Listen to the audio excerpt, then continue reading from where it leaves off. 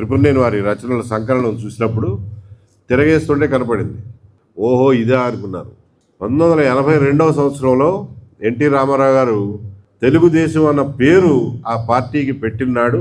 ఎక్కడి నుంచి వచ్చిందో ఎవ్వరికి భూప్రపంచంలో ఎవరికి తెలియదు. చివరికి చూస్తే రామస్వామి గారు రాసినటువంటి కవితల్లో ఒకానొక కవితలో రాస్తాడు, తెలుగు బిడ్డ మరచిపోకురా, తెలుగుదేశం పురిటి గడ్డరా, కొక్కరొక్కో పాట పాడరా, తెలుగు వారిని మేలుకొలుపరా.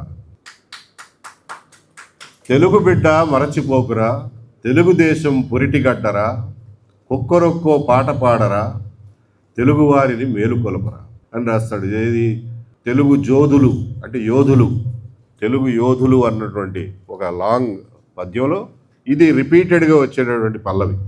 ఇక్కడి నుంచి తెలుగుదేశం పేరే కాదు, తెలుగువారిని మేలుకొలిపి తెలుగువారి ఆత్మగౌరవాన్ని ఎత్తి చూపించినటువంటి ఎన్టీ రామారావు గారి ఆలోచనలు త్రిపురనేని రామస్వామి గారి దగ్గర నుంచి కాక ఇంకెక్కడి నుంచి వచ్చినాయి అని చెప్పి ఎవరూ సమాధానం చెప్పలేరు.